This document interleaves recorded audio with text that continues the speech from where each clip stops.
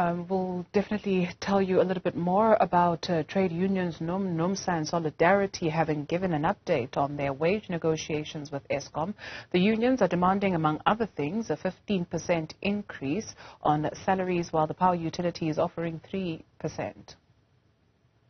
So, but at this point in time, what we've submitted thus far, the demands as mandated by the workers still remain at 15%. In terms of salaries, the housing still remains at 7,000. The medical aid, as per the mandate, they're still demanding that the employer pay 80% towards those costs. We've got a range of allowances which the workers have mandated us that they would like them to see constituting the conditions of allowances and the conditions of services, which ranges from cell phone allowance, Eskom allowance, electricity allowance, danger allowance. With respect to all the allowances that are existing to date on the conditions of service, the demands and the mandate of the NUM workers is that they demand a 15% increase on all of them, and including the performance bonus. Let's speak to energy analyst Roger Lilley in terms of the feasibility of these demands being met. Roger, thank you very much for your time this afternoon. 15% salary increase across the board, housing allowance to be raised to 7,000, and employees to be allowed to buy houses anywhere in the country, 1,500 electricity allowance, which is a question that the unions could not answer because they say they're not going to be negotiating through the media. There's still 2 more rounds to go, today being day 3 of round 1 of negotiations. What do you make of the situation as it stands? Well, I think anybody asking a 15% salary increase in today's economy is out of touch with reality. I know that the cost of living has gone up, but by increasing the salaries at a state utility like that would be inflationary. Already we've seen the cost of electricity going through the roof, and people are going to have to pay even more for that if we increase salaries on top of that. So, but unfortunately, I'm not familiar with the terms of the salary structures. If I just look at the pure numbers and I take as an example someone like a maintenance technician, and let's just take a stab in the dark and say that he earns currently, or she earns currently, 25,000 Rand a month as a salary. By increasing that by 15% puts it up to 28,750. Now on top of that, you're going to layer all these other benefits, all these other allowances, and bring the salary up to something about 38,000 a month. I can't believe that they're really expecting an equivalent of would be equivalent of 50% increase in salary. So it's really a crazy number to my mind. Roger, okay, maybe let's stay with that example of 25,000 Rand. Is it really too much to ask for? Now let's maybe put Eskom aside just a little bit, because when you get that 25,000 Rand, you ask for that increase, maybe it goes up to 30,000 Rand, and then you've also got tax on top of that, and you've got other considerations, and you've got people that are probably taking care of more than just 1, 2, 3, 4, 5 people. I know that the economy in South Africa right now, things are not all that good, but the people working at Eskom are not the only ones that are earning what is seen to be maybe reasonable, but in reality, it actually isn't. Well, I think the reality with salaries is that people live within their means. So if you are accustomed to earning a certain amount of money, then you obviously feel that you can't live for less than that. And as the costs of living increases, then you get squeezed and you feel what you're getting in your pay packet is no longer sufficient to cover the expenses because the expenses are running away from you. So it's difficult to talk about specific numbers. For one person, 25,000 Rand is a fortune, and to someone else, it's barely enough to survive on. It depends very much on what one is accustomed to. Okay, let's get back to Eskom. So the unions are saying that there's no consequence management where graft at least is concerned at the power utility. They also stress that workers are not the problem here and that they put the problems of Eskom down to reckless and poor leadership. They also took a jab at independent power producers, saying that you can't put IPPs at Eskom at the cost of Eskom. Okay, that's fair enough. So let's look at those. Let's say, for example, that we do have a management or supervisory problem.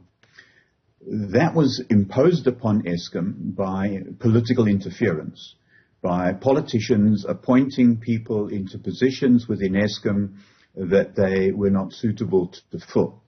And hence you get mismanagement, hence you get other problems that have come out in various reports in the public domain. So we know what's going on within Eskom. We know that there are all sorts of issues. You mentioned the word graft. Let's call it what it is. It's corruption. There's theft. There's all sorts of things going on where, where people are enriching themselves at the cost of the public. Now, that's not unique to Eskom, but we're talking about Eskom.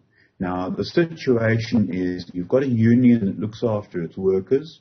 The union appears to be saying that management is the problem, not the workers. The workers are doing what they're supposed to do, and that may well be the case. Nonetheless, just by increasing their salary and giving them performance bonuses and other benefits is not necessarily going to solve the problem. The workers are doing whatever they're doing under whatever supervisory and management structures may exist. If those management structures are inadequate or are faulty in some way, then that must be tackled. Just increasing salaries to improve worker morale doesn't solve the problem. Okay. The ANC's NEC will be meeting for the next 4 days. We heard from the Secretary General, Fikile Mbalula, of the party a few moments ago, speaking about the fact that should the electricity minister need more powers in order to intervene where the electricity crisis is concerned, then he should get those powers. Let's hear from him. Under the leadership of the Minister of Electricity, the NEC will also be briefed about measures that will be taken going forward in terms of the electricity crisis in our country. And I'm sure you are interested to know about the state of disaster. We will brief you about that, the attitude of the NEC on that matter, later on after the NEC, that is maybe between Tuesday and Wednesday. Ours is not a desire to posture, but rather one which seeks to understand and implement lasting solutions to the energy crisis. We take this opportunity to reiterate the National Conference and Lekgotla outcomes to ensure that we end this once and for all. We are pleased with evaluations of Comrade Sputla and look forward to mobilizing all of society behind the decisive actions which we shall emerge from this NEC meeting with. Okay, so the comments of more powers being given to the electricity minister came through during the question and answer session. But on the more powers, if needs be, must be given to the Minister of Electricity, what would that mean? I'm actually not sure. As far as I understood, the Eskom sits under the responsibility of the Minister of Public Enterprises. Perhaps what's going to happen is that those powers that he already holds will be transferred or shared with the Minister of Electricity. I don't know what other powers could be required. The powers that the Minister of Public Enterprises had is indeed the appointment of CEOs and other important people in the organization. But to me, I know that there's rumors going around that he is proposing that the NEC consider, or the government ultimately consider, selling off some of the Eskom power stations to the private sector. And if that were to happen, then I would imagine the idea of that is that that those would stop using coal and start using some other energy source in order to still comply with the agreements of COP26, where a whole lot of money was offered to South Africa to assist it in its transition away from coal. Sure. So, I'm not sure that in the short term we can quickly resolve a lasting solution to our electricity crisis. The only way we're going to do this is by procuring more power. Now, we know that the Minister of Energy has indeed just recently announced a determination where another 14,700 megawatts of renewable energy will be procured. And so we're waiting to see, we're assuming this is going to be bid window number 7. So we're waiting to see if indeed that does materialize and how long that process will take before a decision is taken and work can begin. But we're looking at least 2 or maybe even 3 years before we're going to have that additional 14,700 megawatts of electricity. Not December, Roger. No Christmas Not this gift. December. Yeah. Not this Christmas, I think. Not as we've been made to understand. Roger Lilley is an energy expert. Thank you very much for your time this afternoon. You're very welcome.